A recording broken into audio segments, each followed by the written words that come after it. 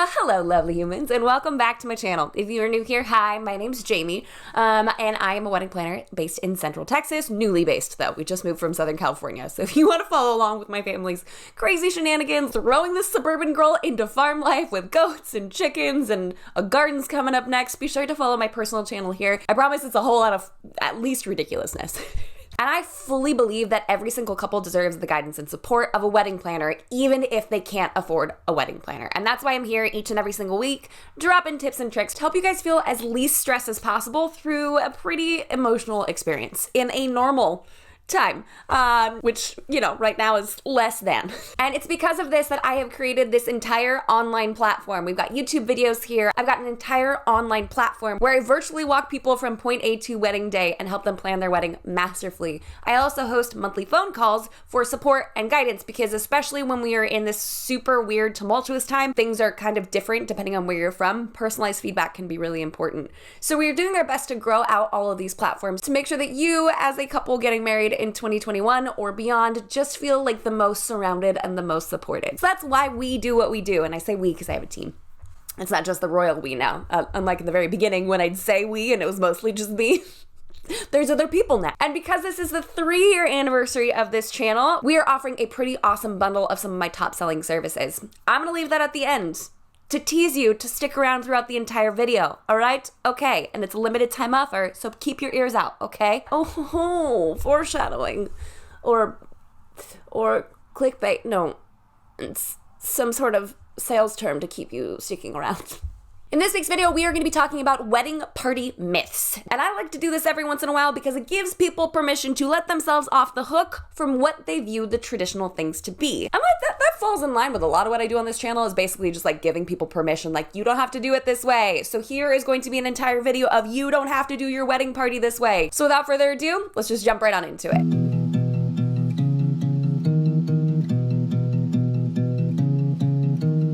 Wedding party myth number 1. You have to have girls on your side and guys on his side. First of all, there may not be a guy's side or a girl's side. As a bride, you don't have to have all women standing on your side. As a groom, you don't have to have all men standing on your side. Absolutely not. I've been someone's best woman. My brother was my best man. I personally find it so exciting to watch couples switch things up these days, where a bride will invite her brother or a dear guy friend to come stand with her on her side, just to kind of mix things up a bit. And personally, I find that to be a lot more special. Maybe I'm slightly biased because I had my brother stand with me, but I'm just here to let you know if you're struggling and you don't know where to put somebody, they don't have to stand on a certain side based on their gender. Myth number 2, pick people around your age range. Mostly. You do not have to have people within your age range standing with you. Have y'all seen that TikTok? Which, by the way, I started a TikTok. It's at Wolfer & Co. So if you could go follow me there, that'd be super, super special. I'll link it down below too, because I want to make sure that I have some adults following me there, okay? But there's a TikTok where, I think it was probably Dave with Amari did it, where a bride asked her grandmother to be a bridesmaid. Are you kidding? How freaking cute is that? We've also seen grandmothers be flower girls, and that is honestly one of my favorite wedding memories to date. What a sweet and sentimental way of involving someone who's been very important in your life from the very, very beginning in an unconventional way. Now, the reason I say age doesn't matter mostly is because if any person is under a certain age, they're gonna get real bored. Take it from a mom of 3. If you had my almost 4-year-old try to stand still at the top of a ceremony, like up at the altar, for even 15 minutes, I mean, no one's gonna be paying attention to whoever's getting married. They're gonna be watching my son spastically twirling around, kind of looking like he's breakdancing, but mostly just throwing a fit. So it is kind of important to keep in mind. I would say, I think my 11-year-olds would be able to stand there, but they might get a little fidgety. So when it comes to the age range, just bear in mind who can stand up there. And that may also apply to a grandparent as well. They could be a part of the wedding party, but they may not be able to stand up there for the entirety. But don't feel like it has to only be people within your age range that you are having stand with you. Have fun with it and be sure to include the people that are the most important. Myth number 3, they have to match. Nope. And I know mismatched dresses is very much on trend. We did a whole video on it. I'll go ahead and link it up here if you guys want to go check that out. You can decide between the two. Some people like the cohesion, some people like the variety, but I'm also here to tell you that you don't have to have the guys match either. What? I know, so bear with me for just a moment. We actually let all of our groomsmen go out and get their own suits. Now, of course, the type A person in me really wanted them all to be matching, but the Enneagram 3 in me wanted to please the people. So when we opened it up to allow them to just get a dark blue suit, which they had to approve with us first, but we just said, go out and get a dark blue suit, they were able to customize it to what their budget could afford. In fact, I'm pretty sure, it was the best man at our wedding, got his suit from Goodwill and then just got it tailored. Like, what an awesome way. And of course, if I haven't done so already, I'll toss some pictures up on the screen. So you can see there aren't radical differences between the suits. And then the guys could either rent one if they wanted to, they could buy one, they could use an old dark blue suit if they had one, but it was still pretty cohesive. So it wasn't like anyone stood out like a sore thumb. Myth number 4, they have to match, like the number of people. They do not have to be even. I hear this so often. I hear this so very often of, there's a lot of emotional attachment. If one member of the couple has more people standing with them than the other, that it feels like the other doesn't feel adequate, doesn't have enough friends. The balance will look wrong in photos. It just doesn't work right. And I'm here to tell you that that is not a big deal. It is not a concern. We see this all the time. This is very frequent. In fact, it's very hard to match up perfectly your favorite people to stand on each side. So a couple things that you can do to kind of mitigate that. If that is a concern of yours and you're like, well, my spouse-to-be has like 7 people and I've got 3. Okay. So you can always double up when walking up the aisle and walking down the aisle. You also don't have to have them stand with you. You can have them come up and then circle back around and sit down. So it could just be you and your honey standing at the altar during your ceremony. Or you can space one side out a little bit wider to kind of take up the same amount of visual space, if that makes sense. Or you can go the most unconventional, but also super, super fun, and just have your wedding party stand on either side. So let's say you have a bride and a groom. You can have groomsmen on the bride's side as well, just to kind of mix it up, but also even things out. You don't have to put the groomsmen behind the groom and the bridesmaids behind the bride if you don't like the unevenness of it. So if having that even look is really important to you, especially from that wide photographer shot, if you want things to balance out, feel free to mix up where people are standing. Myth number 5, you can't have too many wedding party members. Size doesn't matter, mostly. You don't have to have a wedding party at all. You don't have to have one.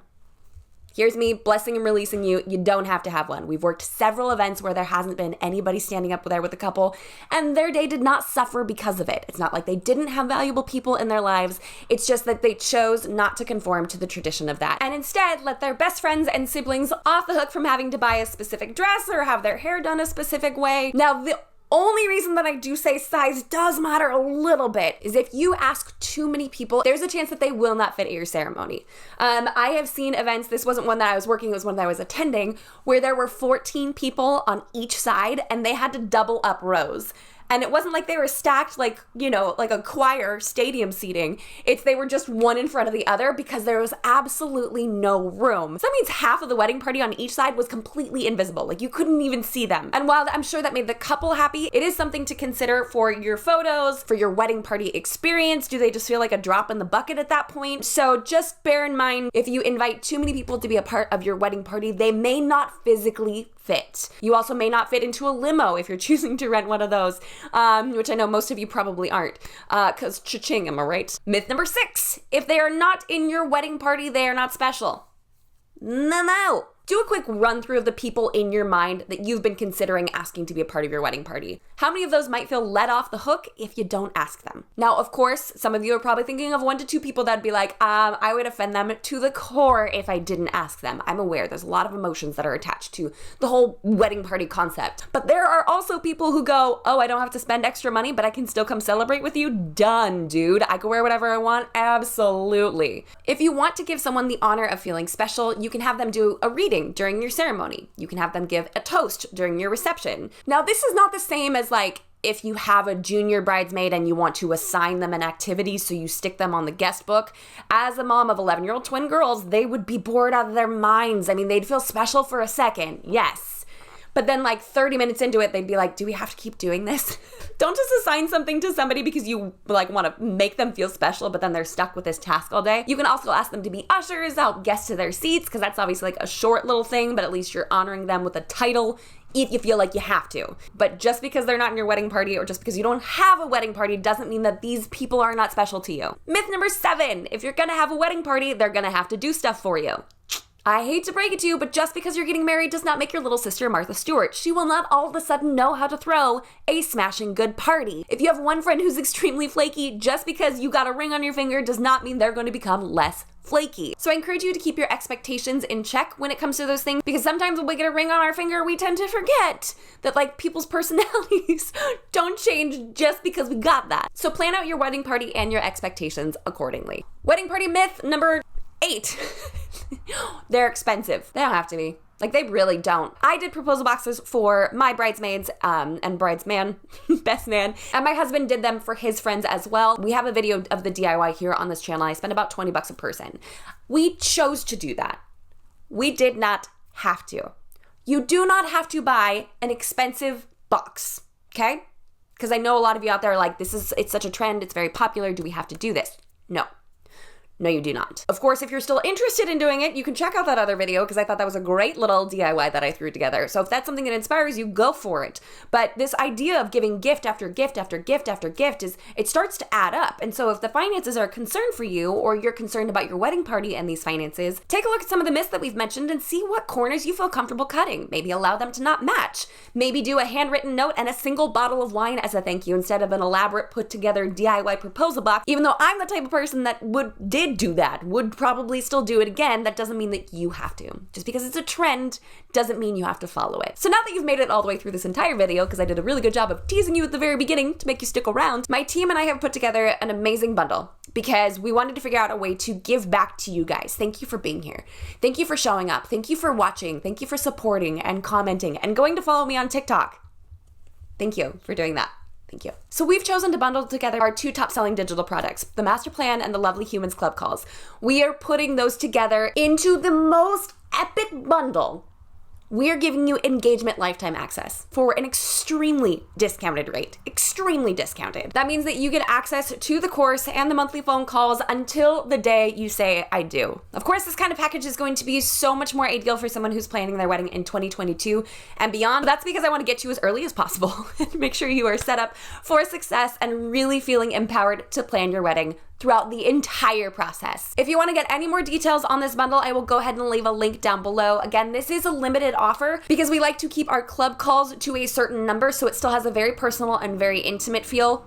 We definitely don't want to cram a bunch of people in there. So again, limited time offer. And we will be opening that up at the end of this month. Lots of words coming your direction. Click on the link down below if you want to hear more. I don't want to like overwhelm you, but it's going to be pretty freaking amazing. So that's what we have for this week's video, guys. Thank you so much for stopping by. If you haven't done so already, like this video because you like the video, and get on down there and subscribe because I know that like 38% of you that are watching this are subscribed right now. Yeah, I read the analytics. I know. Thanks. Get on down there. Subscribe. Let's hang out. Let's go steady. All right.